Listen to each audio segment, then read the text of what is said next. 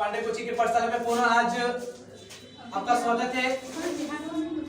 और मैं चाहूंगा कि सबसे पहले हमारे वीडियो को जरूर शेयर और लाइक करें और हमारे चैनल को जरूर सब्सक्राइब करें। आज हम लेकर आए हैं उत्पत्ति के आधार पर शब्द के कितने भेद होते हैं।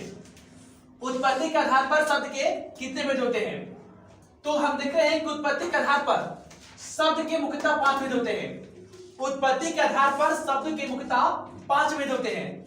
पहला है तत्शब्द, दूसरा का है तद्भव, तीसरा है देशज, चौथा है विदेशज, पांचवा है अवर्संकर। अर्थात उत्पत्ति के आधार पर शब्दों का मुख्यतः 5 भेद होता है।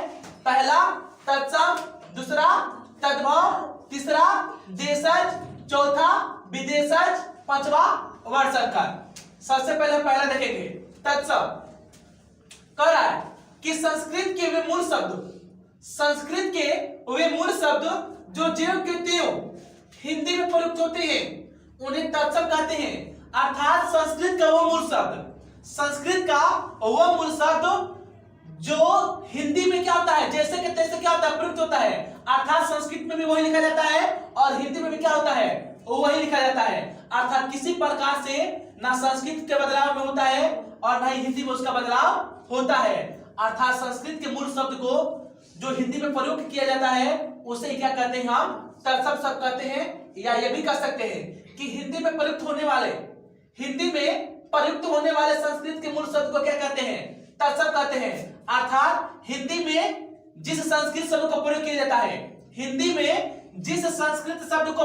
जाता है उसे हम तत्शब्द कहते हैं। जैसे मान लो कोई संस्कृत का ऐसा बहुत सारा शब्द होता है कि बहुत सारे हम हिंदी में संस्कृत शब्द को प्रयोग करते हैं। जैसे मान लो कर रहा है कि उच्चारण हम लोग को प्रयोग करना होता है संस्कृत में, तभी हम क्या करते हैं संस्कृत में इसी शब्द का प्रयोग करते हैं। और हिंदी में प्रयोग करना होता है तो हम उच्चारण लिखते हैं। हिंदी में भी हमें लिखना होता है तो उच्चारण लिखते हैं। अर्थात देख रहे हैं कि संस्कृत में भी उच्चारण को उच्चारण ही लिखते हैं और हिंदी में भी उच्चारण को उच्चारण लिखते हैं। किसी प्रकार का कोई बदलाव नहीं होता है।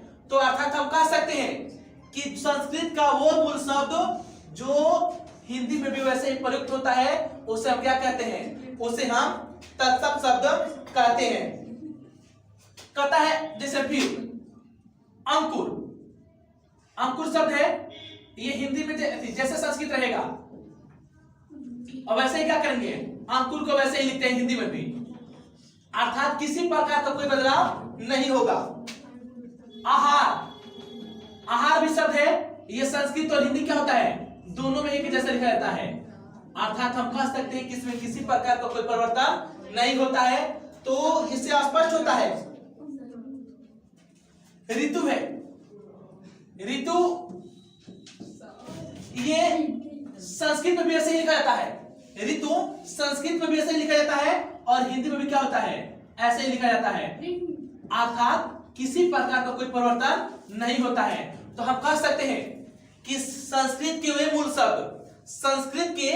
मूल शब्द जो हिंदी में भी वैसे ही प्रयुक्त होते हैं अर्थात उनको वैसे ही लिखा जाता है उससे हम तत्शब्द शब्द कहते हैं। अर्थात कोई अगर शब्द होता है कि उसको हम संस्कृत में लिखते हैं और उसी शब्द को जैसा संस्कृत में लिख रहे हैं वैसा हिंदी में लिख देते हैं, उसे क्या कहते हैं तत्शब्द कहते हैं। जैसे में उच्चारण हो जाएगा या हिंदी जैसे संस्कृत में रहेगा वैसे हिंदी में, अंकुर जैसे संस्कृत में वैसे हिंदी में, आहार संस्कृत में वैसे लिखेंगे हिंदी में वैसे लिखेंगे, ऋतु को जैसे संस्कृत में लिखेंगे वैसे ही हिंदी में। अर्थात एक शब्द को, ठीक है ना, अर्थात एक शब्द को एक ऐसा शब्द जिसका प्रयोग हिंदी में भी वैसा ही होता है संस्कृत में भी वैसा ही होता है उसे हम तत्शब्द शब्द कहते हैं। तो इसी प्रकार के जो हमारा वीडियो है आपको रोज नए मिलेंगे। मैं पुनः चाहूंगा कि आप हमारे चैनल को जरूर सब्सक्राइब करें और आने वाले दिनों में फिर ऐसे ही आपको वीडियो मिलते रहेंगे। धन्यवाद।